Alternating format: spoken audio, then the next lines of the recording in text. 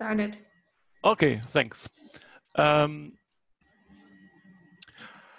Yeah, I would like to welcome you. My name is Wolfgang Kerber. I would like to welcome you to this session. So we are all perhaps a bit exhausted from the last session with interesting discussion with Margaret Vestager. So we had not really had a break. So, but I think we still have to go on. Okay. We will have 5, I think, very interesting presentations. So we have really to stick everybody to the time limit of 12 minutes. This is very important, so that there's enough time also for discussion of the presentations. And therefore, I will be very strict about this. And if you have questions, please write them in the chat, and then I can either read them or I can really unmute them. That you ask the questions. Yeah, Fabiana, I think start right away. Yes, I will. Okay, thank you. So my point being, my research question being, provided that digital platforms, I will of course not delve into the definition of what a digital platform is, because they perform regulatory powers. And they do so by using algorithms. Then the question becomes, should also regulation that actually oversees their power and their regulatory function be algorithmic, based on algorithms? This is the question I am putting forward. I'm sorry, the animation is not really coordinated, but okay. So I am looking at especially at the relationship between digital platforms and when they are gatekeepers, of course, and the small and medium enterprises. What are the regulatory functions digital platforms are exercising? They're basically grouped into 3 kinds of, and we are focusing especially on the pink one, which is the relationship, governing the relationship between the platforms itself and the business users. But of course, all these functions, the 3 functions you can see pictures in the slides, are exercised through algorithms. I'm sure you all know what we're talking about, so again, I will not dwell too much into this. What is the theoretical background? So what is the literature around this, or the literature I have been using for this? You can also see it pictured in the slide, but what is the main problem here? Is that those platforms are now at the center of a regulatory environment whereby you have on one side the state or the regulator, which can be of course the European Union, the state, or a national regulator, and on the other side you have you can have individuals, but in this case I deal especially with small and medium enterprises, and they are in the middle, at the center. Which was not the case up to until 10 years ago or so. So why intervening and why regulating those subjects?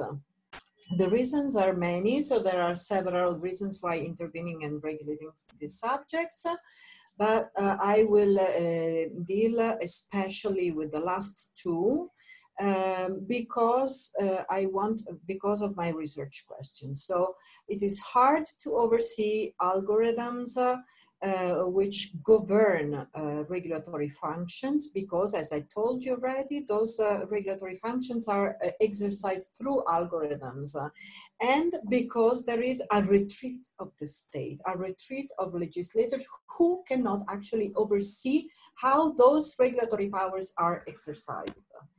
How is the EU intervening to oversee such regulatory powers by the such regulatory powers of the digital platforms, especially, not only, but especially through transparency means, especially through okay, Constantina, we can hear you.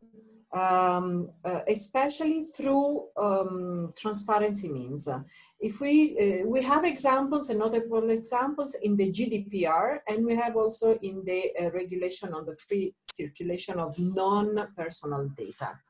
But which relies on codes of conduct. The codes of conduct are example of self-regulations. What do they establish? They ask the industry to establish codes of conduct, which are examples of self-regulation, to do what? To provide information, to small and medium enterprises on several aspects.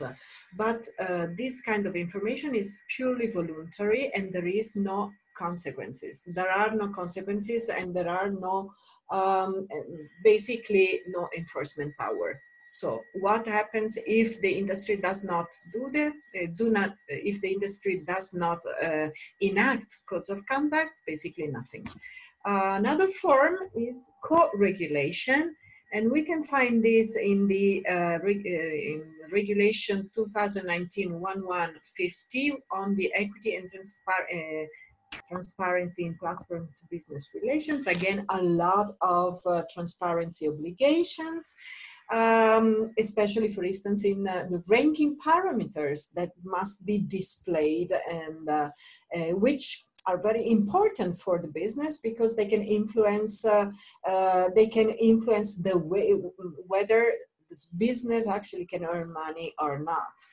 And in this case, you have some intervention, some sort of public intervention. But again, even here, it is everything is based on disclosure, and the power, the enforcement power, are basically missing again. So what is my proposal? What am I proposing instead?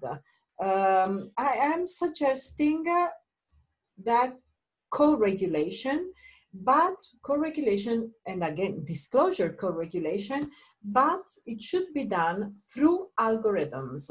Why disclosure in the first place? Because disclosure is an accepted form of regulation.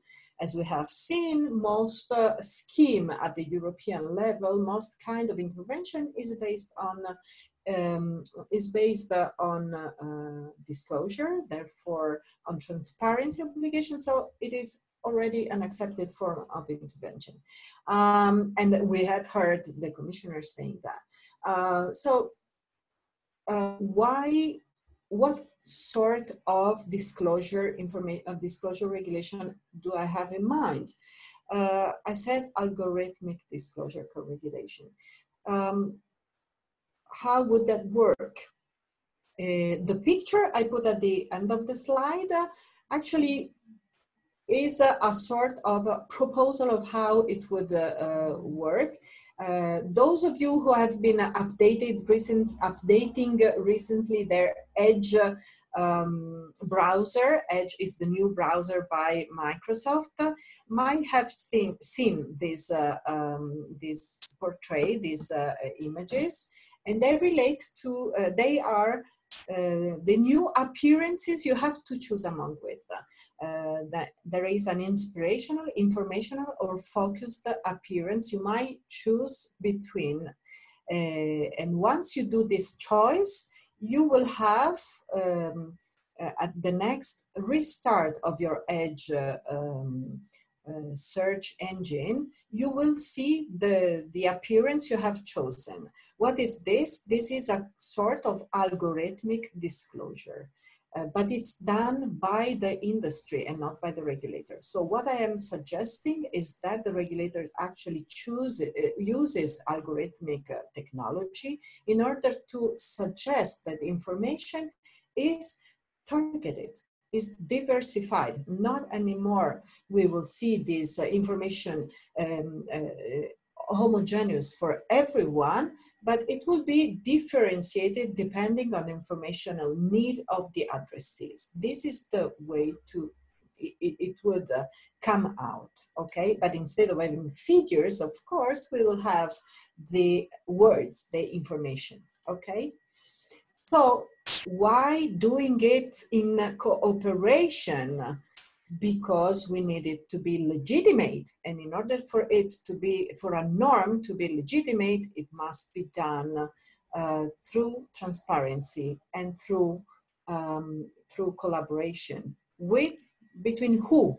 Between the industry, the small and medium enterprises, so between the digital platforms, the regulator, the consumers, who come together and they design differentiated advice, which are targeted at different informational needs of the small and medium enterprises recipients. Of course, platforms will not need to share their data. They would not need to use their data because the algorithm will be developed by the, actually there are already algorithms. I cannot, again, delve too much into technicalities, but there are knowledge graphs which are already available on an open data basis, which will do the work. And small and medium enterprise have different informational needs, and they will come together, and regulators have the vision. So they will come together and they will share their informational needs, and they will share how these different layouts, and they would test those layouts. Where they would come together, where would they test the different layouts and the different messages? In what is called a regulatory sandbox. Regulatory sandbox already exist, and they are already used for in the financial sector to test rules in advance before they are being implemented on large scale. So regulatory sandbox are the place where those disclosures, differentiated disclosures, automatic disclosures will be tested. And moreover, can you come to the end, Fabio? It is the end. Those disclosures will be automatic, and they will come, they will be self-implemented, and they will come automatic on a large scale. And they will also be, I'm sorry, this is my, okay, this is my, and they will also comply with the transparency requirement which comes from the Commission, the European Parliament, and the Council of Europe. Yes, and therefore, this will also, as I told you, the fact that there is a co-regulatory sphere, therefore a collaboration between all the stakeholders to implement these transparency tools. They will not need the black box problem, so the lack of transparency of algorithm will be overcome. And that is my last slide. Thank you for your attention. Thank you so much, Fabiana. This was extremely interesting. Are there questions? Yes.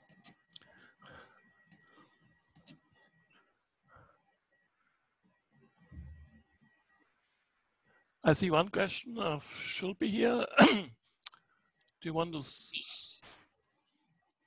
Can maybe you stop sharing? Okay. Yeah. Hi, Fabiana. Thank you for that excellent presentation. I didn't really understand the technical aspects, but I just wanted to know what you propose might affect incentives for platforms themselves. Sorry, I couldn't hear the last part of your question because you were frozen. Sorry. I'm so sorry. My question is, to what extent do you think that what you propose might you get frozen? Okay, might innovate. Might affect the incentive. Oh, my internet connection is unstable. I'm so sorry. No problem, no problem. Might affect innovation. Is this the question? Yes. Okay. Yes. To the extent that companies will not have to share their information, will not have to share their data. This is the major problem for digital platforms. That will, the problem is that they have to share their data, they have to share their, so to the extent that they will not have to share their data, they will not have to share their secret. So the main problem of this proposal is that the setting the right incentives for the platforms and the others to come to the sandbox and sustain the project continuously. So how did I design that in order for platforms and the SMEs and also the consumers and also the regulator to keep sustaining the project until the end? So one way I did that is to design first is that the industry will not have to cope to draft all the disclosure duties. This is painfully expensive for the industry, actually, because we never think about it, but do you ever think how costly can be for the industry to update the disclosure? Just think to the privacy disclosure. Every month or every 3 months, you receive that your privacy disclosure has been updated. And this is hugely costly for the industry. Second, with my disclosure, let's say, those updates and those modifications would be made in the sandbox and they will be automatically updated. So the industry basically would receive the specifications, the algorithm specifications, and they will just implement them. So because they will be already, let's say, discussed, somehow they will be already accepted and experimented. The fact that they are experimented in the sandbox, which is something that already exists and that already is a reality in the financial sector, where the rules are experimented on before being implemented, and that exists exactly before. We don't want bad things to happen in reality. So we experiment before to allow actually financial operators in the fintech sector to prevent bad things to happen afterwards. Okay, so we do something similar. We experiment information duties. I come to an end to experiment information duties before that bad things happen afterwards. Okay, thanks, Fabiana. I was on hand raising from Nicolo Sigales. Yes, hi Fabiana. Hi, Nicolo. I have a question, two questions. One I've written in the chat. So how do you prevent this co-regulation process from being hijacked by the big players? And the other one would be, from a technical perspective, you didn't say much about how these disclosures would work. You know that on the so-called right to explanation, there's a big debate on whether it should be counterfactual explanations or maybe more pedagogic explanation, because users, you know, that will need an explanation will have different needs, different objectives with what they want to accomplish with the disclosure. So I think there are many different ways of doing that. So maybe if you could say something on that. Can you give a brief answer, please, Fabiana? Yes, sure. Okay, the explanation, you can just simply make the provide, okay, hijacking. The big companies should participate in the sandbox. So why would they hijack first? And the second incentive I didn't describe is the possibility of providing a safe harbor for those clauses of the disclosure that again have been accepted in the sandbox. So as long as they implement it, they will be safe harbored. If they move away from them, then they're not safe, and then they can be, let's say, brought to court. This is one possibility. I wrote it, and the paper is on SSRN. It's just been released. It is the product of my sabbatical here at the HBU. Second, the question of of course, all the specifications all the specification of the algorithm, which is an algorithm actually run by the regulator. The disclosure duty algorithm will be run by the regulator, and it can be easily made public or eventually not completely, and it can be provided to the industry. The industry meaning both the platform and the platform, because it is actually the platform that must implement it. Okay, Fabiana, thank you so much. Okay. Great ideas that we all have to think through more. Of course. And now we come to if you want, I can put the link in the chat. That would be and nice. there you can find okay. all the technicalities on how to implement. Okay, that would be great. Okay, then we now move to our second presentation. Frederick.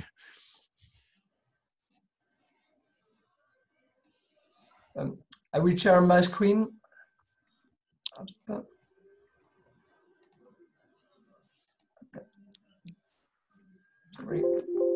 Is it okay? Yes. Oh, thank you very much. I will present a paper written with Thierry Varenne. We will speak about innovation in digital systems, and we will try to question the issue of dominance. Fabiana already underlined this point in her presentation. We have, with the development of platform economics, a huge dominance, a never-know dominance in the economic history, just because we are in a situation of increasing returns to scale. So we spoke about disruptions during some years after Christensen. Now, if we follow Yanziti and Larani, the issue is more collision. The collision between decreasing scales undertakings and increasing scales one. These increasing scales industries, in fact, are keystone players, platforms. Why keystone? Just because they are at the heart of an ecosystem, and they can manage to capture the value. And we just present this chart only to give an insight about the capacity of such companies to obtain huge market capitalizations without any measure compared to conventional firms. You see the difference between platforms, banks, and insurance companies. So what is the issue at stake? The issue at stake is the private economic power of this platform. Platforms acting like gatekeeper, structuring platforms, platforms acting as, how to say, a private regulator for their ecosystems. And by doing so, we have several issues. The first one, obviously, is the contestability of market. It was a point of Margaret Vestager, that is to say, the tipping. The second point is the effects on welfare and the effects on the competition process. That is to say, we can have different insight if we consider only the consumer welfare criterion, and if we consider other dimensions are damages to innovations, damages to trading partners, but also damaging to competitive process in itself. So what will be our purpose? It will be to investigate under the lens of strategic management and industrial organization the functioning of these digital ecosystems, and we will try to assess their impacts on innovation and we will try to assess some of the consequences in terms of competition law enforcement. Just in a few words, if we consider the economics of ecosystems and their impact on innovation, we can have both a bright side of life and a dark side of life. The bright side is to consider that these ecosystems are very positive in terms of innovation because it plays on complementarities among market players. It reduces barriers to entries, barriers to expansions, and it can rely on the sharing of resources, data, and so on. See, for instance, the Android decision of the European Commission. But in the same time, we have a dark side. That is to say, increased lock-in effects, incentives for consumers, but also to complementers to opt for single roaming, incentives to opt for proprietary technologies, reinforcing the captivity of the whole ecosystems, and the possibility to undertake what it's called in the academic literature as kill zone or killer or consolidating acquisitions. So it leads us to question the relationships between market power and innovation. In the economic literature, we have some very mixed views on this point. On one hand, if we consider the arrow's position, if you are in a monopoly position, you have the capacity to invest, but no incentives to do so, because you have not any incentive to replace yourself. And if you consider something like a Schumpeterian view, you can say, okay, in a monopoly, I can invest, but I have, in the same times, in competition, I have incentives to invest, but I have not the capacity. So what is something like a middle wisdom it is the inverted yield curve of Agio and Ovid. The idea is that how to mix a capacity to invest and incentives to invest in innovation. It is something in a monopolistic competition and an oligopolistic competition. But if we consider our platforms are already dominant. So how to explain this innovation? We have a lot of explanation. That is to say, a new technological area with the development of artificial intelligence, the competition on future markets, like Nicolas Petit's book underlines, the competition against their own install base and the competition against non-consumption, that is to say, competition with durable goods in economics, but also the necessity of their own economic model, that is to say, the necessity to secure and to diversify a flow of data to reinforce the consumer lock-in and perhaps to guarantee their dominant position against the competitors. So what about the damage theory? In fact, even if a Keystone player excludes from the market one of its competitors, it can be positive in terms of welfare. Why? A better integration of the service in terms of integrity, quality, performance, some economies of scales, scopes, network effects, technical and financial capacities that help to develop the innovation. But in the same time, it can reduce the consumer liberty of choice, reinforce lock-in effects for all the members of the ecosystem.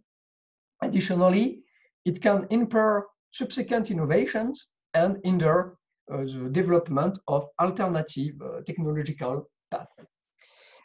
So this situation can have a distorting effect on innovation. First, it raises, like Fabiana underlined, some issues in terms of technical and economic dependence for startups, SMEs, and so on. It raises something like a distorted competition because of an incomplete and asymmetrical access to data. So this situation is negative for the incentives to invest, to innovate of complementars, but also for the incentives to invest for the keystone itself. Why? Just because reducing probability to be disrupted by complementars, a possible bias, a change in the composition of innovation, that is to say, less and less radical innovation, but more and more incremental innovation, predatory innovation, consumer captivity enhancement innovation, and so on. And take, for instance, the last paper of Cafara, Crawford, and Valiti about reverse killer acquisitions. You have something, the same ideas. That is to say, you have not to invest if you capture the potential of innovation of one of your complementars. So how to analyze this risk? This risk can prevent SMEs, can prevent complementars to innovate.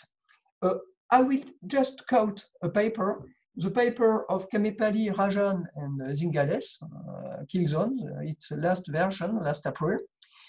They demonstrate that if the product of the complementer can be cloned, if the complementer can be easily excluded from the market, takees, that is to say users, are not incentivized to pay the switching cost in order to opt for the new platforms.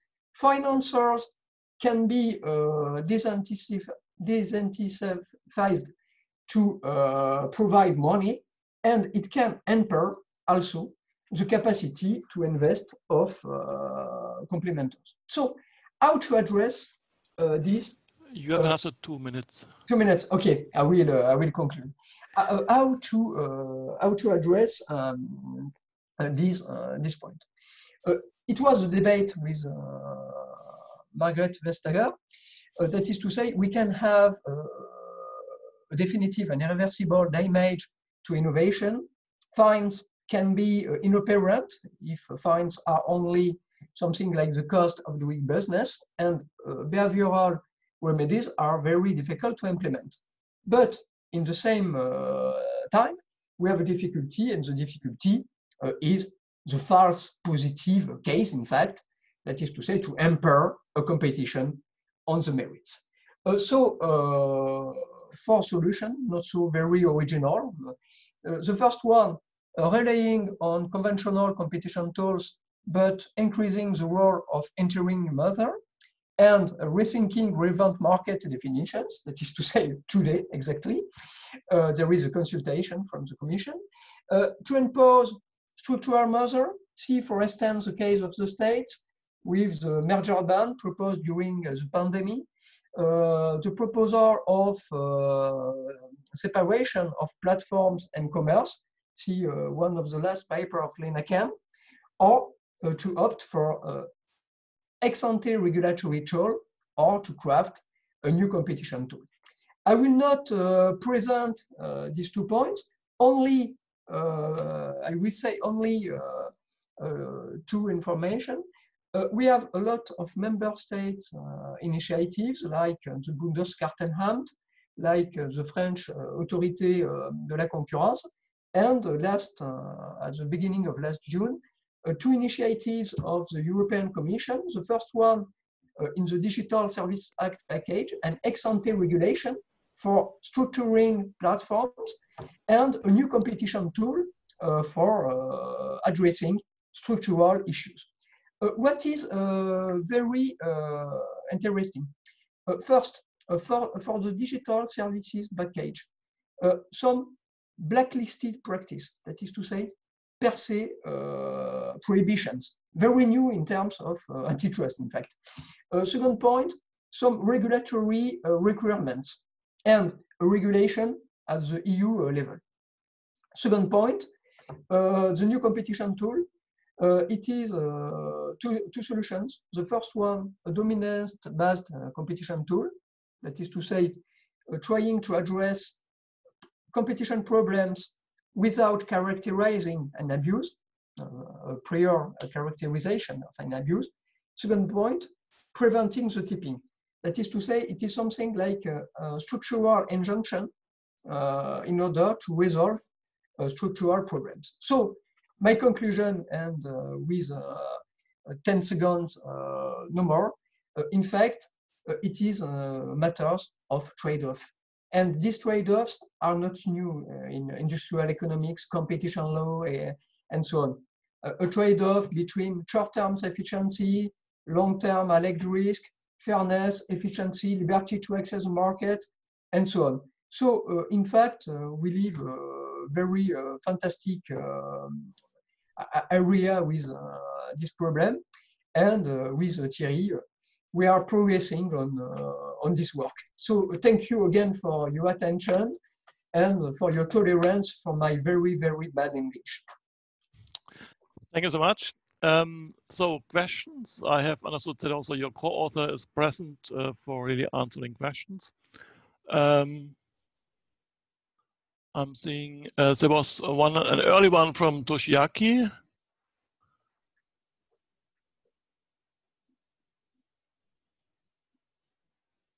Hi. Hi. Toshiaki. My question is, how can you identify that innovation has been slowing in the digital platform field? Because many people think that Google, Amazon, Apple has been giving us better and better products and services. How do you think about it? Perhaps Thierry. So if I may, innovation would be, so if I were, it's a very good question, thank you. So if I were to give you an easy example about innovation, it would be about data-driven marketing, for instance. So being Facebook or Google, I mean, you can go to Facebook ads or you can go to Google ads, and they provide you with access to filtered analysis based on their algorithms and the data they have access to in a very easy way and effective way. So that would be innovation on the pricing and the rich side, actually reaching to your potential consumers. So that would be one example of innovation. Okay, thank you. I have a question from Alexandra. Yes, hello, thank you. So thank you for the presentation, and I think your conclusion is right. There are trade-offs, but I think one of the issues here is that the trade-offs are very much amplified in the digital economy than in the non-digital. But my question is this one: what are for you the main criteria which would trigger an intervention, or where we should really be careful? And you know, in the literature, a lot of criteria have been mentioned. Some says if it is a big company which is buying a small one, if it is a company which is buying someone doing a substitute innovation or a complement innovation, if it is in a tipping market or in a market which has not yet tipped. So you see, there are several criteria which have been proposed to say, okay, there we have to be careful, we have to go further and maybe prohibit the merger if we take the innovation as an objective. So for you, if you had to select, let's say, the criteria which should trigger an intervention and maybe justify a theory of harm, what could it be? Just perhaps an idea, but I have not certainty on this point. To try to implement something like a no economic sense test. That is to say, to see if there is a real probability to create value, except an exclusionary strategy or suppressing innovation strategy. But perhaps, Thierry, if you want to add something. Well, it's a very good question because it's a conversation we have with Frédéric. So we have the principles, but we are not sure about the criteria. So the principles that we've come up with is if you are able to price discriminate, and it's actually related to my answer to the previous question. So if you're able to price discriminate, and if you know your demand, and you can actually sell actually this demand to your consumer, the advertising agency, for instance. And if you can leverage network effects, so if you have both, then there is a red flag to us. But how do you measure? I mean, how do you measure actually that it will have an impact on the market structure, the surplus? So that's where actually we are not yet very clear on that. So, but the principle would be, what about price discrimination? So looking at price discrimination. So are you able to do that with your algorithms and your data? And do you benefit from network effects? Because if you have both, you realize that competition may be very hard. You may be actually, and Frédéric showed actually this exponential curve with the collision on the collision slide from Yan City and Lacani. And that's our trigger point, in fact. So if you have both, you are on an exponential path, and then a red flag would be raised. Okay, many thanks. We have more questions, but we will have to switch to the next presentation. So thank you so much. And perhaps Konstantina, you can start your presentation.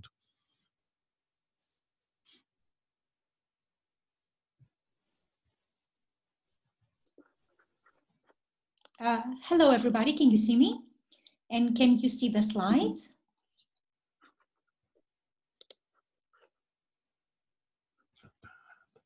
You have the presentation mode, but we can also do it that way. It's not a problem. Yes, if it's not too disruptive, I've already sent it to Sarah just in case, but if it's not too disruptive, we can do it that way. Okay, please start.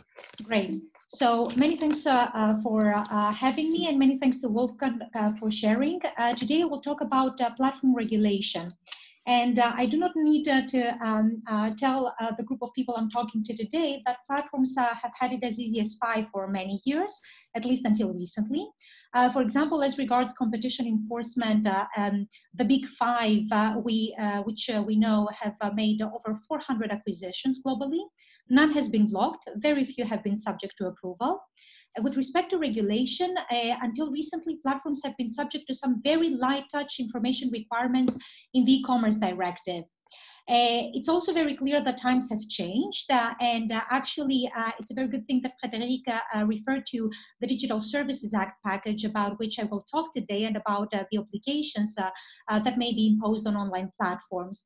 So with respect to initiatives in the realm of competition law, we have seen many infringement decisions, we have seen many policy initiatives, and more recently, and this is perhaps the area we are less familiar with, we have seen a lot of regulation. So we have seen a wave of revised regulation, but also new regulation. What we may not have paid sufficient attention to is that these rules, either directly or indirectly, also seek to level the playing field. So, for example, with respect to the AVMS directive, the main purposes of the directive may be the fight against hate speech or the protection of minors.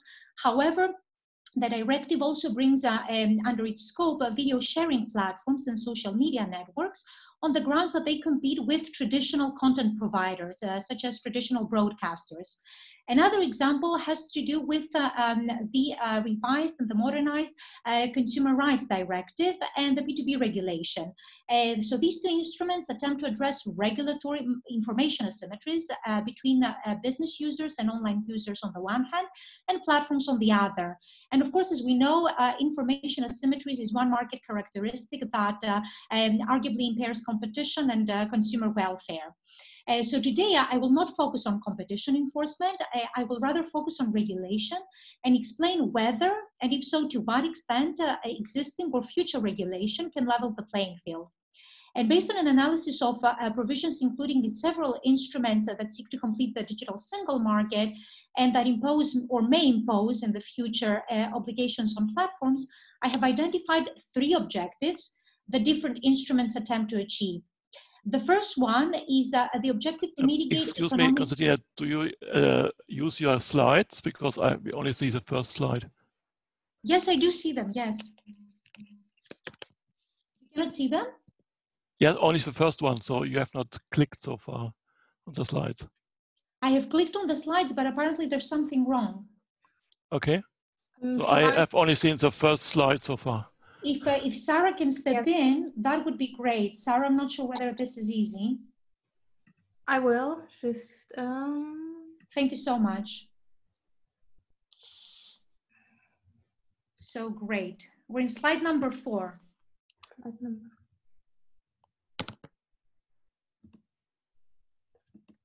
Can you see slide number 4 now? I still see the first slide. I personally can't, but I'm not sure about the rest.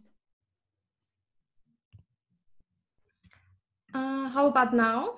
Now, yes. Yes. Does it bother to have the slides on the side? Otherwise, I would leave it like that now.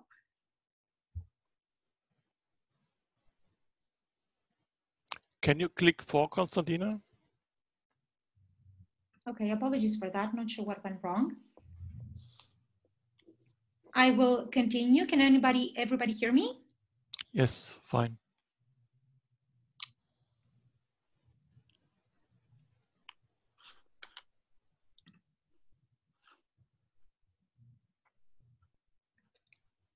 Can you hear me? Yes, we hear you. Just tell me when I shall forward to the next slide.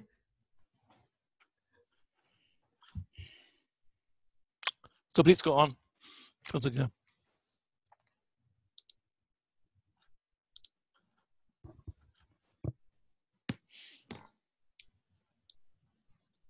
Can you hear me? Yes, we can hear you.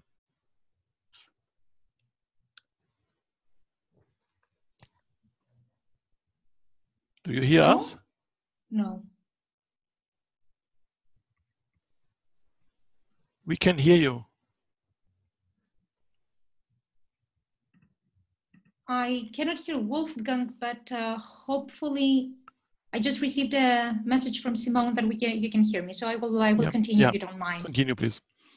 Great.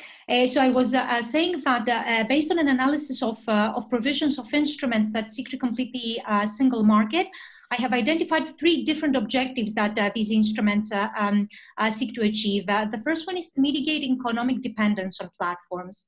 The second one is to promote the so-called principle of shared value creation. And the third one is to address unjustified regulatory asymmetries.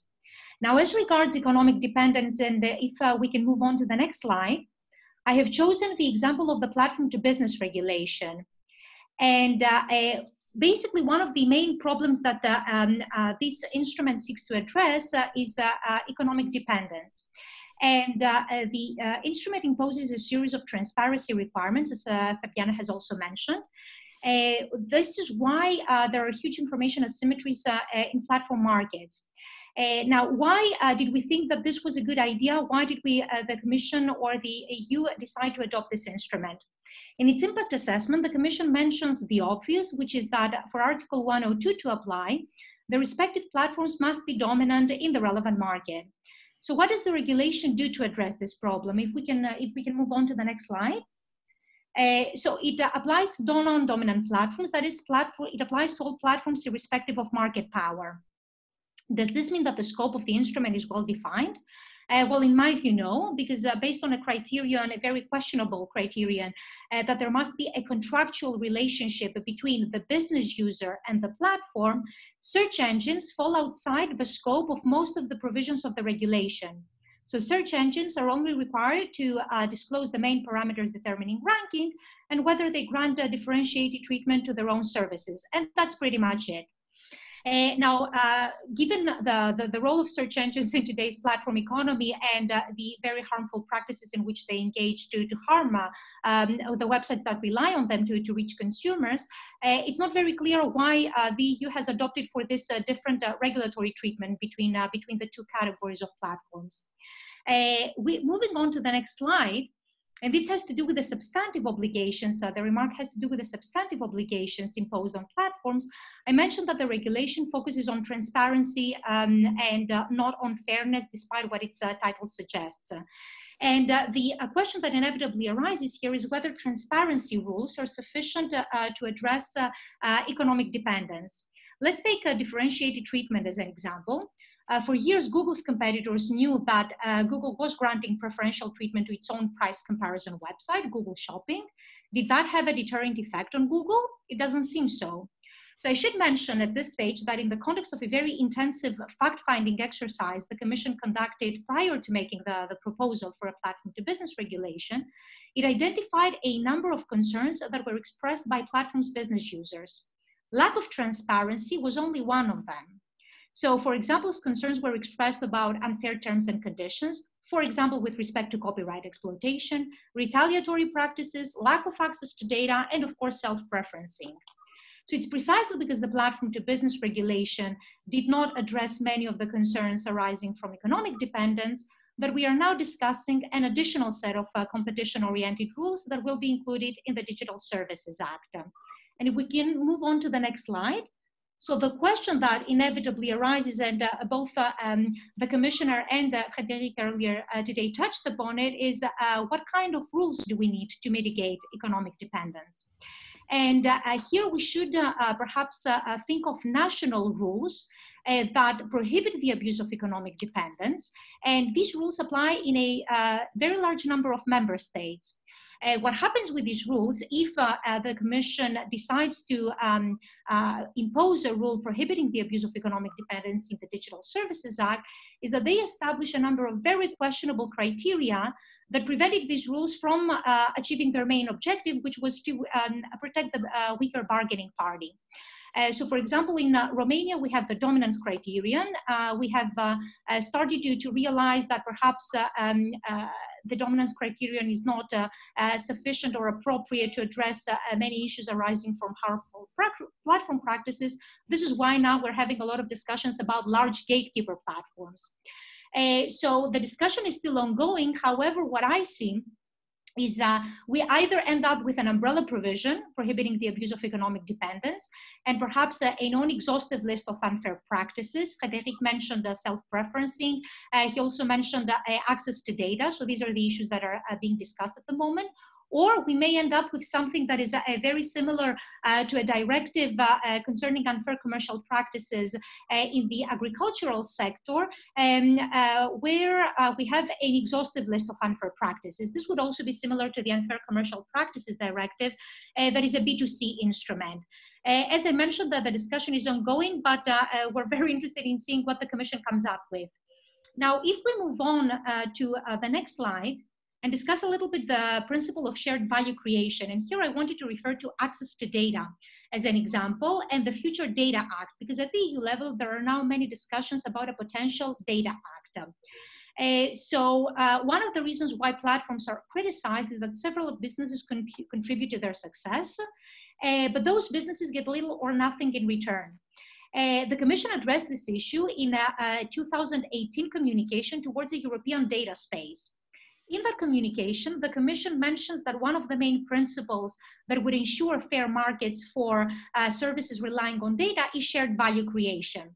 The communication also mentions that it's too soon, it's too early for a legislation on data sharing. The starting point should be contractual freedom. Fast forward 2 years later, the Commission publishes a communication on a European data strategy. What do we see there? The Commission mentions that in spite of the economic potential, data sharing agreements between companies have not taken off at sufficient scale.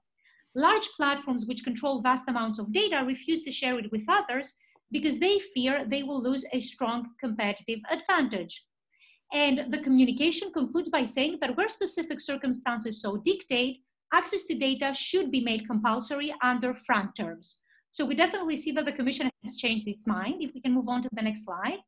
I personally feel that the conditions that were governing data-driven markets back in 2018 are pretty much the same as those governing data-driven markets in 2020. And I do not need to explain to you the issues that I mentioned in the slide. However, what I do think is that the Commission back in 2018 thought that the political momentum had not arrived to discuss mandated access to data. However, with all of the initiatives that have taken place since 2018, it thinks that it is perhaps a good idea to have something regarding access to data, perhaps in the Digital Services Act or in a potential data act. Moving on to the next slide, you have another 2 minutes. That, what I believe, or it seems to me that to level the playing field whilst being proportionate, a mandated access to data rule should only bind large platforms. And the right of a business user's access to data should be limited to data generated by or related to the services that business users offer through the platform, meaning we should not be discussing about a right giving or granting access to data in general. But in any case, I believe that it is worth reflecting on what an obligation of the sort should look like and what lessons we have already learned from the past.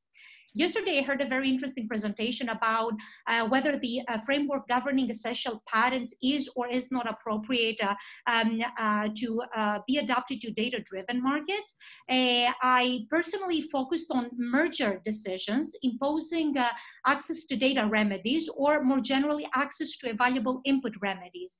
And I think that there are many lessons to be learned from these decisions. For example, one of the lessons has to do with the scope of the remedies. In many decisions, the scope of the obligation was drafted in very loose terms. And this allowed the merged entity to gain the relevant regulatory obligation to its advantage.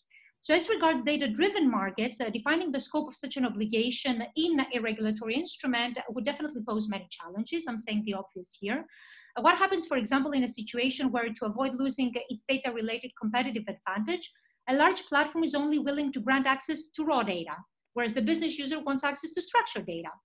What happens if the platform wants to grant access only to anonymized data, whereas the business user finds some value in accessing non-anonymized data or personal data? But let's assume that business users and platforms reach an agreement on the type of data that should be covered by the relevant obligation. Problems can still arise if a platform imposes far-reaching restrictions on the use of data or even technical requirements that business user can simply not meet. Who should decide on whether such restrictions are appropriate? Constantina, do you hear me? And another issue that arose in the past has to do with the pricing mechanism on the basis of which access to data would be granted. Constantina, can you please say that even in cases where competition authorities had a say in the selection of the pricing mechanism, this did not prevent the merged entity from charging unsustainable, some would say excessive prices. So who should decide on whether prices are reasonable? Which brings me to the other point that I wanted to make.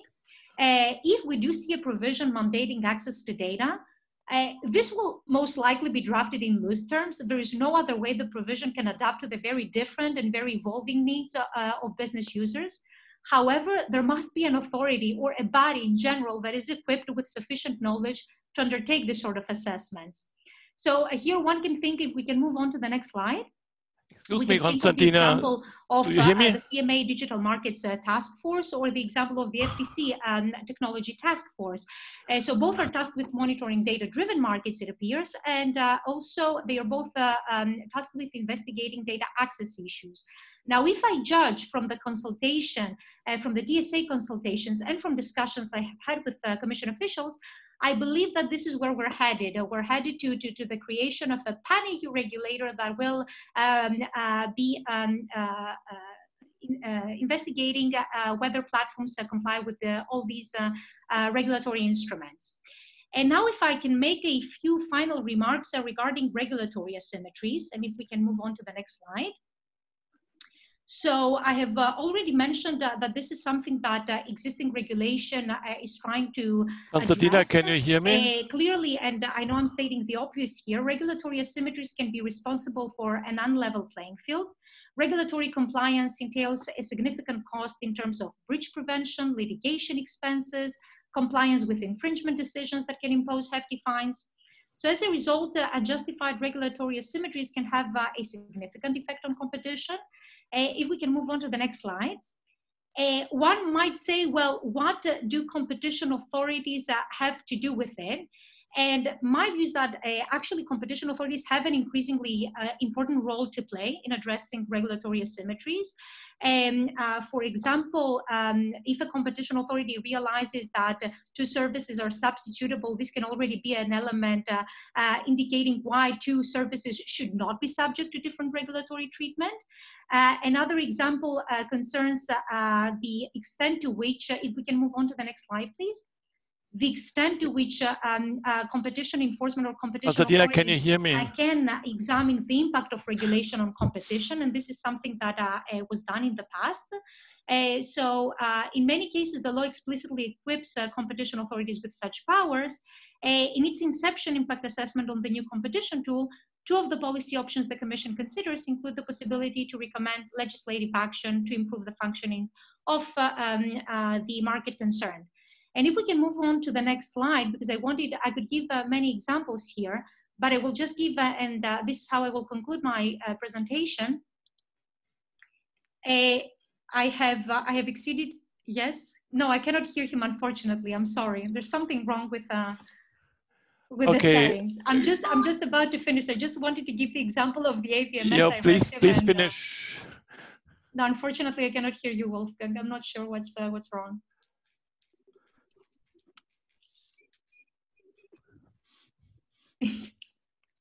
Okay. So okay. Okay. Okay. Just wanted to give the example of the AVMS directive and. Excuse me.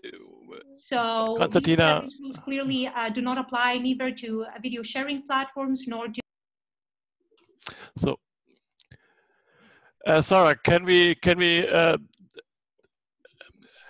I think there were questions. Sarah, hello? Yes. Do you know whether she is hearing any of us? Because then we cannot make a discussion. I don't know. I think she's hearing nobody, but I think it's a problem with her computer.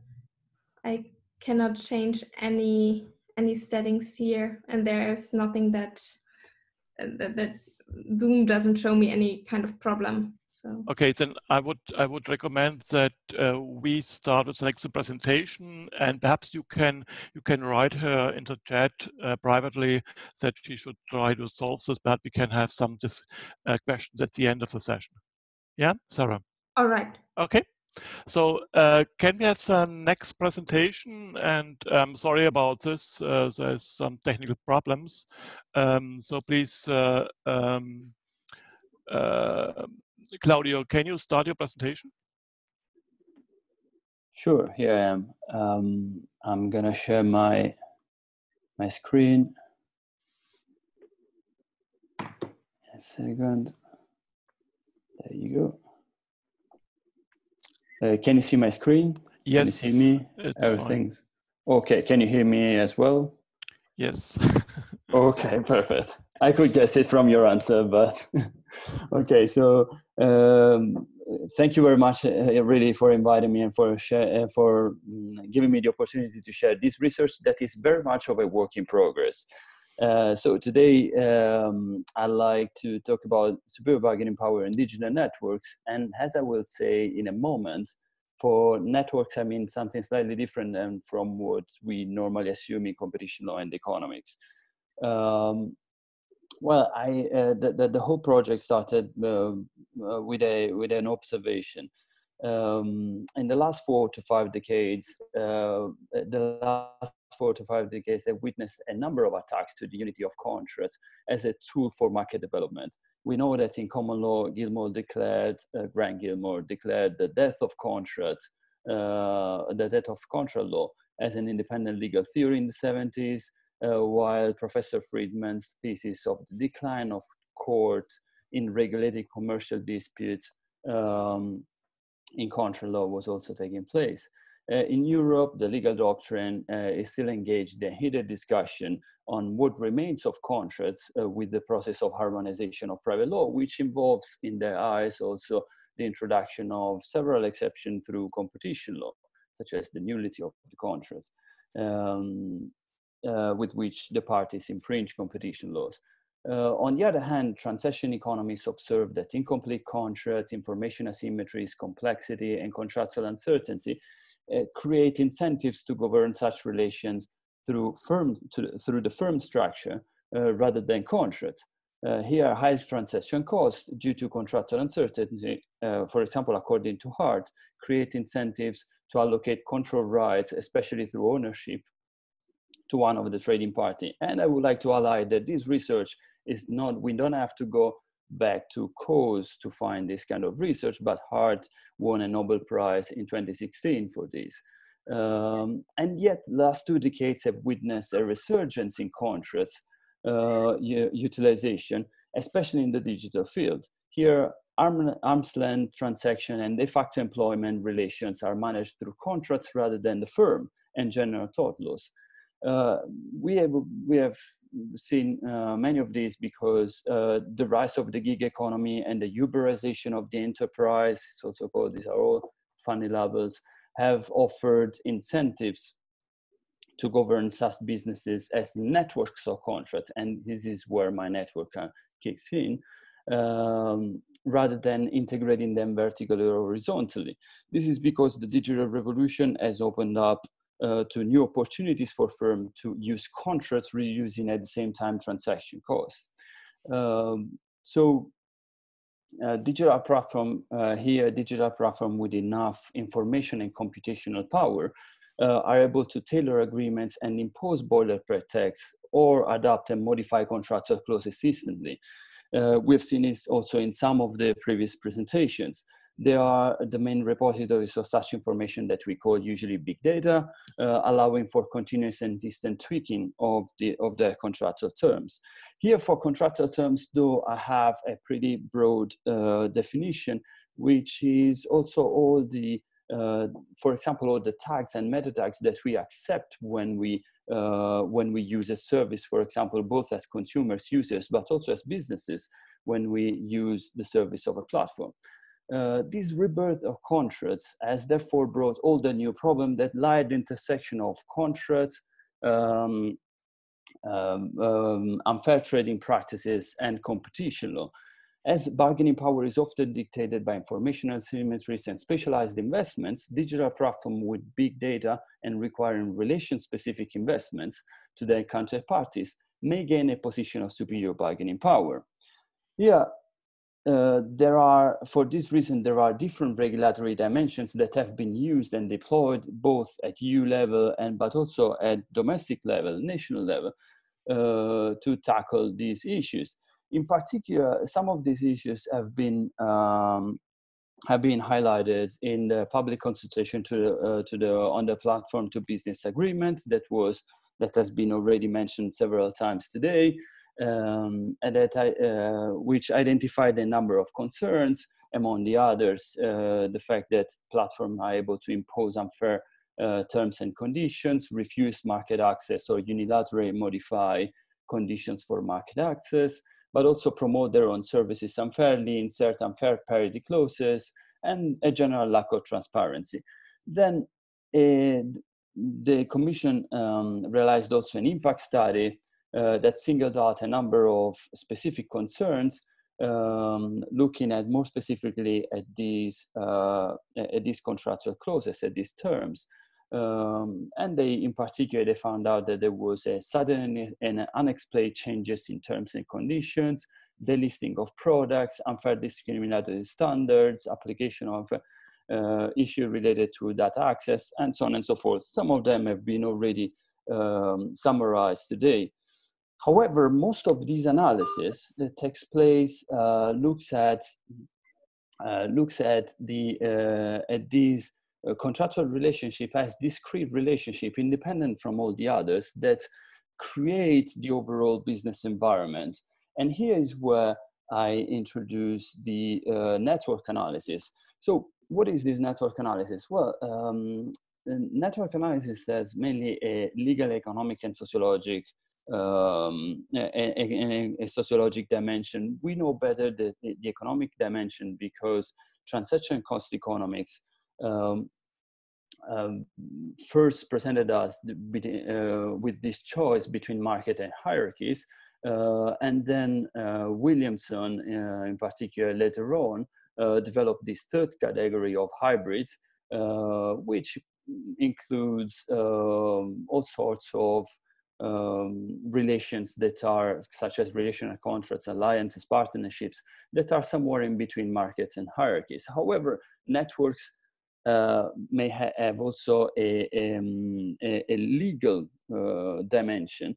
And in legal terms, this can take the form of partnership, corporate good relational contracts, but also business network, virtual enterprises, just-in-time systems, and many of the networks created by the contract that the platform use with different businesses and users. From a sociological perspective, instead, the analysis focuses mainly on the interplay between individual actions, mainly conditioned by trust and power on one side, and the social institutions on the other. So for sociologists, it's really important to determine whether the network, what is the impact that the network has on cooperation and competition on one side, and lack of competition due to power. But how can this network facilitate or instead create a hindrance to the creation of superior bargaining power? I forgot to say in the previous slide that obviously together with the, together with the unfair trading practices, we have competition law and abuse of bargaining power or economic dependence at national level. For instance, abuse of bargaining power, we find it in Germany, Italy, France, and Portugal, although in different types and forms. For example, in Italy is an independent legal tool, while still enforced by the antitrust authority, but is independent, while, for example, in France and Germany is part of the competition law traditional toolkit. So how can superior bargaining power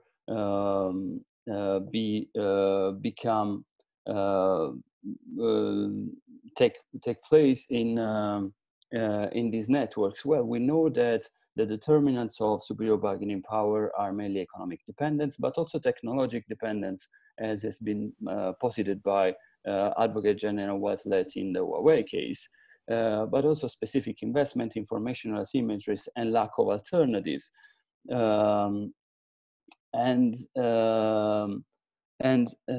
This bargaining power is usually again analyzed from a merely dyadic perspective, where the contractual terms are singled out, and one takes into consideration only the unfairness of the single term in that specific contract. This is a pretty fair analysis when it comes to contract law, due to the principle of privity of contract and independence of contract from any other. But for me, it doesn't make that much sense when we instead consider competition law or unfair or abuse of superior bargaining power cases, where we actually are not constrained by these principles. You have another 2 minutes only. Okay, so I will very briefly, I will then describe the easiest case and my conclusion. I'm so sorry, I thought I was super fast. Okay, so I had prepared 2 cases to exemplify this. I will present only the Attract case, which is a case discussed before the First Instance Court of Milan, where Attract concluded only 2 contracts with Google. It was Google AdSense and on one side, and Google AdWords, now called Google Ads, on the other. Practically speaking, through Google AdWords, investing in Google AdWords, Attract, which was a search engine, was trying to attract, by the way, visitors to its own page, where then was selling through Google advertisement in order to monetize this activity. Well, Attract went from about 15,000 daily visitors to around 2 million in less than a year, when Google abruptly terminated the AdSense, obviously not the AdWords, the AdSense contracts. Long story short, the Milan court found an abuse of dominance and of economic dependence, and because Attract mainly relied on Google in order to monetize its services, and also somehow with the possibility, it didn't exclude the possibility of an abuse of dominance, but said that the demands, the claims were completely conflated in the first complaint, which was about abuse of economic dependence. Here, though, again, the court of Milan analyzes the two contracts separately. Well, for me, there was a clear link, there was a clear connection between the two contracts. One wouldn't have existed without the other, although they are not expressly connected to each other. However, from the point of view of the application of these laws, they should be viewed as connected to each other. And so this one was a much more complicated example related to the news publisher, Google Ads and Google Search. I would be happy to discuss it later on, but this implies the taking into consideration a number of additional contracts and contract terms. So in conclusion, abuse of superior bargaining power is a good complement to contract and competition law. However, we have to consider that that the overall network of contracts that shapes the business environment where these two or more parties operate. Moreover, this network approach may also be used to somehow study commercial power as an indicator of dominance. So it's not just to replace dominance, but commercial power as an indicator of dominance. We have seen the analysis of commercial power in competition in Article 102 cases several times, for example, in the UBC case. However, there wasn't this network approach that considered the overall network of agreements. And this may be used also in cartel analysis, for example, in the ebook case. So in my paper, what I'm trying to do is now to map and somehow have a matrix of all the agreements in certain platforms. And I will explain, I can see that my time is over. So if you want, I can explain in more details what I'm trying to do now. And with also the empirical analysis part of this paper. Okay. So thank you very much. I think that my time is over, and thank you again. Thank you again, Claudio. Okay, we have already questions. Perhaps I would like first give the floor to Magali. Thanks, Claudio. I mean, it was interesting as always. My question is more, I don't know, a suggestion or a. So Belgium adopted an abuse of economic dependence rule, but if you look at the legislative debate in Parliament, they actually weren't sure what the hell they were doing. So they were saying it doesn't work in France because you need to prove individual harm, but also harm to the market. That doesn't work. We're not going to adopt it, and then they adopted it anyway. So maybe your network suggestion might be a way into that. So I don't know if it's a way to bridge from individual harm to market harm. And I don't know if it's a question or more of a maybe go to Belgium and they could need you, right? So yeah, thank you very much. Actually, this is a problem that many of the antitrust authorities are facing. Even in Italy, where is an independent tool that doesn't need the finding of any dominance. Even there, it's a problem in applying because they don't really understand how they should apply. So here, for me, everything dates back to the discussion triggered by Posner and Trebekov on situational monopolies, situational dominance, or relational dominance, also called, and structural dominance. For me, in Europe, makes a little bit less sense to focus on relational dominance and structural dominance, because you can define the market as narrow as or as wide as you want. So there are a number of tricks that we can use. It would be probably better to focus on the theory of harm that you have in order to distinguish situation of pure abuse of superior bargaining power when it relates really merely to the two parts, and when instead is an Article 102 case where you have a real abuse of dominance. So somehow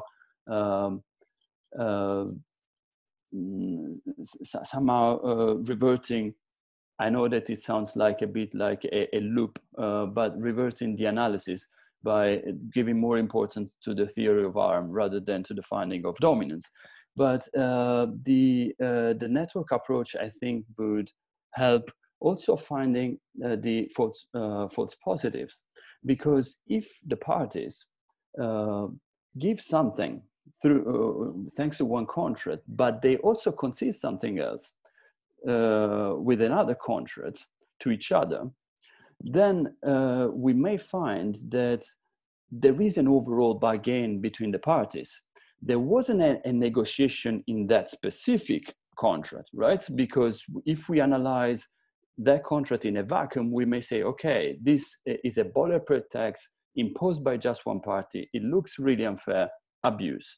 But if, on the other hand, they were giving something on with another connected contract, well, overall, the relationship might be somehow balanced. Okay, thank you, Claudio. We have other questions, but we really have to switch now to our last presentation, which is also about this problem. So in that respect, we can further discuss this also in the next presentation. So please, Toshiaki. Yes. Okay. So I'm now opening. Okay. So. Thank you very much for giving me this opportunity. I'm gonna talk on the exploitative abuse problem regarding digital platform.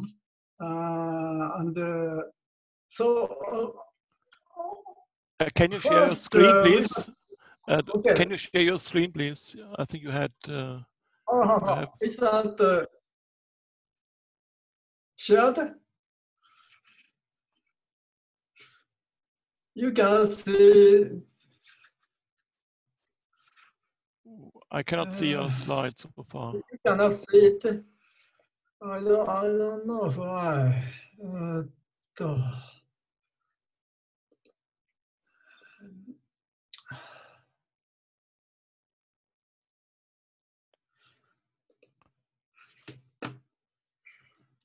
Otherwise, you can also give your talk without slides. If okay. I'll keep talking because we don't have time. I'm now seeing the paper, but okay. I just keep talking. Okay, so this is a two-sided platform. So we have two sides. One is a platform to business, and another is a platform to consumers. So today there's also two abuses. One is exclusion abuse, and another is exploited abuse. My talk is on exploited abuse. So, however, first we have to see that there has been criticism on the competition law enforcement on exploitative abuse. Anyway, United States has denied enforcing antitrust law on exploitative abuse, and also inside the EU, some recent papers issued by European Union and the UK has criticized the exploitative abuse. Actually, I'm sympathetic with this criticism, but we have to see. But outside the United States, this exploitative abuse regulation is very prevalent. So my paper's objective is how we can delimit area of exploitative abuse regulation. So first point is platform's business. So this exploitative abuse in this problem came from monopoly or buyer power of big retailer problems. And recent EU Commission's Unfair Trading Practice Directive also say that the locked-in status of the supplier toward powerful grocery chains is a problem. And Australia and the United Kingdom also share this issue. And in case of Japan, Japan has a superior bargaining position clause. And JFTC has in case of Japan, this exploitative abuse problem is not restricted to grocery chain issues. JFTC, Japan Competition Agency, has extended the this condemnation to a wide range of industries, including convenience stores and banks. And actually, theoretically, Japanese association is more theoretical right. We cannot limit this situation to grocery chain issues.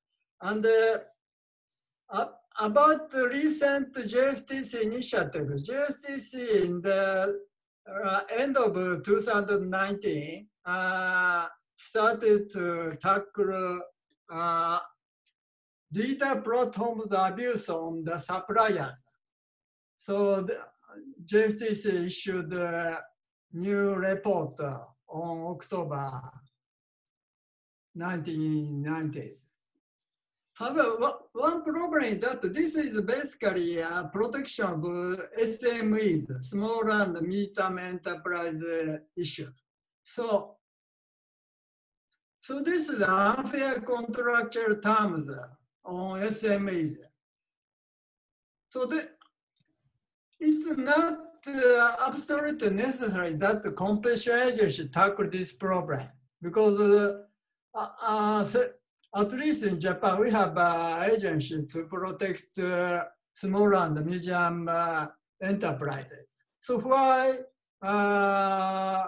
competition agency should tackle the issue? The reason, I guess, is a bit, for instance, Japan and Germany both have very strong competition agencies. So it's very natural that the people expect competition agencies to tackle these issues. However, one problem is that the superior bargaining position, this is the same as the German relative market power. This concept cannot delimit the target of its regulation. In case of JFTC, JFTC has treated that the fact that suppliers are obliged to accept disadvantageous contract terms shows superior bargaining position status of the retailers. So more important problem is how to identify abusive exploitations. So in case of JFTC, general superior bargaining position guidelines say unreasonable damage to suppliers is abusive. However, this is very subjective. So such subject standards tend to back citizens' intuitive support for small and medium enterprise. However, viewing from the side of purchasers, big retailers and big purchasers, they often have legitimate reasons to implement such practice. So we need more concrete standards. In case of JFCC, JFCC knows about this subjective nature of unfair trade practice or SBP control. So in this 2019 report, JFCC has focused on procedural fairness. And I guess this is the right approach. So basically, JFCC says that as far as trading terms have been fairly and transparently negotiated between platforms, this is okay. However, JFCC has kept free hand. So the problem still remains. So I move to next issue, the platforms exploited abuse on consumers' data, platform to consumers. And this issue has been already treated by German Bundeskartellamt on Facebook. And JFCC also announced a new policy of applying the superior buying position clause to platform terms toward consumers. And JFCC issued a new guideline on December 2015. And JFCC is this new guideline in the same way with the German Facebook focus on consumer data. So the reason why consumer data is focused on platform to consumer problem. This is because of the platform, the business model. These platforms give consumers free services in exchange of obtaining consumer data, from which platforms elicit profits from making target advertising more personal. However, on this platform to competition, platform to competition side of exploitability, we have a problem about overlapping with consumers protection rules. So for instance, however, it is not only JFTC, but the German Bundeskartellamt also tackled platform to consumer problem. However, Italian authority applied the consumer protection law. So why such difference emerged? Basically, it's institutional. Jackie, can you come to the end, please? Okay. So I'll just finish up. So JFTC should set up a market share threshold, or at least quantitative volume threshold, and the identification of exploit abuse in platform conduct on user data. JFTC basically focus on modalities of data purchase and use. However, this is okay, but the JFTC has basically ended up becoming a personal data protection agency. So current setup can only be rationalized as an interim measure before personal data protection rule to be strengthened and enforced by Japan Data Protection Agency. So I finish at this stage. Please read the full paper. Thank you very much. Okay, thank you very much, Toshiaki. I think we have a bit of audio problems in between, but I think overall we have understood you very well. Are there any questions? So I think it was very interesting to see the Japanese experience, because I think Japan has the most experience really with this superior bargaining power provision. I think we also have this in Germany, but in Germany it was always very, very narrow case groups only that this was applied. So in that respect, this was not broadly applied in Germany. But we have also the discussion right now. Now, I think there is a question or a comment from Shilpi. Perhaps you can say something. Yeah, thank you. Just a small point on the procedural fairness aspect. Thank you, first of all, for an excellent presentation. It was very interesting. It just seems to me that the JFTC, by limiting it to procedural fairness, is in effect kind of ensuring that no case can be brought, because I don't see how procedural fairness will come into play with business to business contracting. Like it makes sense with business to consumer, but it doesn't make too much of sense with business to business.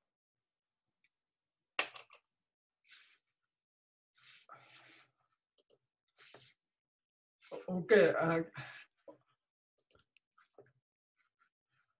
Okay, I guess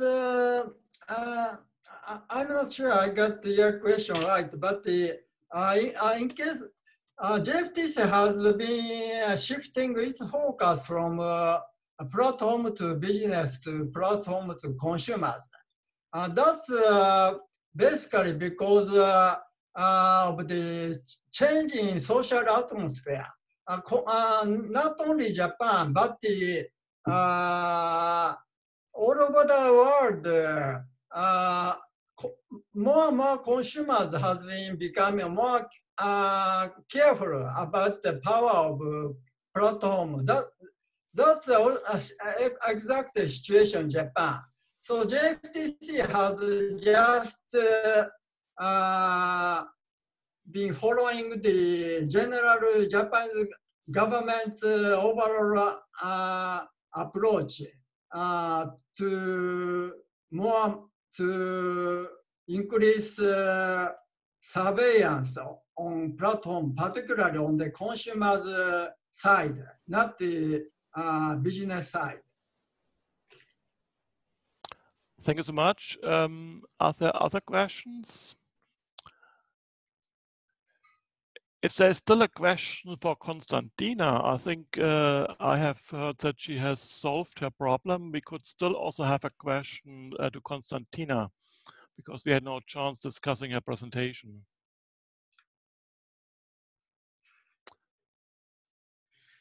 Okay, I see one question of Konstantinos. I don't know to whom. So please, Konstantinos. Yes. I just had to unmute my microphone, and sorry for the confusion between Konstantinos and Konstantina. Yeah, unnecessarily long Greek names. So I have a question that I think goes more to Thierry and Frederick, but also possibly Konstantina, if she's still on the line and can hear us. Okay.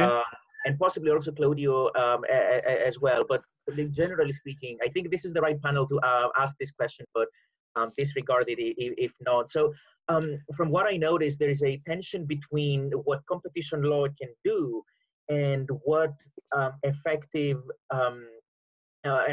tool to rein digital markets can be. And it seems to me that a lot of the problems that we are seeing have to do with characteristics of the market rather than what each individually dominant firm can do.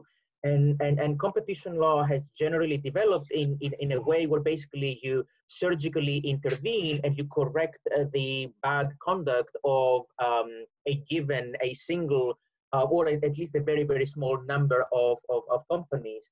But if the problem is the market and the characteristics of the market rather than the companies and the behavior of the companies, then this points to the need for a regulatory tool rather than an exposed competition enforcement tool. Now, all of that would be great if there was the intention we had it already to have a digital regulator, which has of course been proposed, but my estimate is that it's nowhere close to being actually implemented either nationally. I mean, if it's going to be somewhere, it's going to be in Germany or at the European Union level. So the next best thing would be to allow competition authorities to have some sort of regulatory powers, ex-ante regulatory powers, rather than exposed competition enforcement power. And so my question is, what is your sense of whether this is the right direction to go? Is it okay for us to start transforming competition authorities from exposed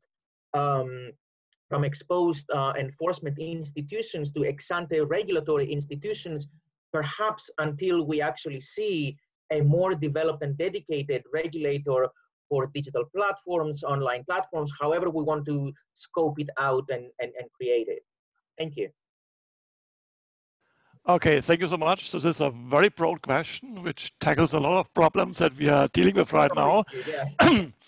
But perhaps it's a good idea really asking also presenters exactly about this. So I don't know, Frederick, would like to start? But please be brief. Yes, very quickly. Yes, in fact, you have two issues at stake. The first one is the deterrence effect of antitrust law enforcement, the deterrence effect of fines, the difficulty to correct, to restore the situations through remedies. And the second issue is not related to incentives, is related to resources, capacity to make the day-to-day supervisions, monitoring of markets. And in fact, the regulation of markets will be near and near from the regulation of financial markets in the terms of need of data, of treatment, and so on. Okay, thanks. Is Konstantina here still? Yes, and hopefully this time works. By the way, I apologize, but I heard the Llanos panel had the exact same issues. So with that said, no, I just wanted to thank Konstantinos for the question. And I actually think that you're absolutely right. This is the point I was trying to make in my presentation. I think that ex-ante regulation at this stage would probably be enforced by competition authorities. I mean, we do have the example of the platform to business regulation. It's not at all clear who is going to enforce that instrument. I know there's going to be a battle at the national level because we have been discussing with national regulators and authorities, and it's still not very clear who's going to enforce these rules. But I think that competition authorities are well placed. What concerns me a little bit is that the problem we're dealing with here to a great extent is pan-European. So I'm not sure whether having a patchwork of decisions at the national level would actually address the problem. And this is also something that we have seen with telecoms rules. So you have telecoms regulators addressing issues at the national level, but some of these issues would ideally be addressed by a pan-European regulator. That's at least my view. Okay, thanks. Claudio, you want to say something about this? I need to unmute myself. Okay, so yeah, great. So I actually agree with what has been said before, and with the confusion also regarding, for example, the platform to business regulation. I think that this was a good question also for Fabiana Di Porto, because she's advocating for regulatory sandboxes. That is a form of ex-ante regulation, if we want, or co-regulation, as she called. So probably this was a good question for her too. Perhaps we could find somewhere a midway between ex post remedies and ex-ante regulation. Perhaps that's the way to go. I didn't give it much thought, to be honest. But I believe, yeah, that ex-ante regulation, pure traditional as we see it today, may have that outcome, and I share those thoughts. Yeah. Okay, thanks. And Thierry, do you want to say something? Well, it's Frederick actually said it also. Okay. For the sake of time, I may not add. It may be too long if I answer. Okay, then Toshiaku, perhaps from the Japanese perspective.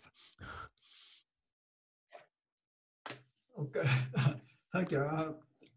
I have nothing to add there. So. Okay. Okay, then I thank you all very much. This was a very interesting panel. I'm sorry that we had a bit of technical problems in between, but I think it was a great discussion, and I've seen a number of very interesting questions also in this chat. So I thank you very much, and I think we still have to stop right now. Okay, thanks.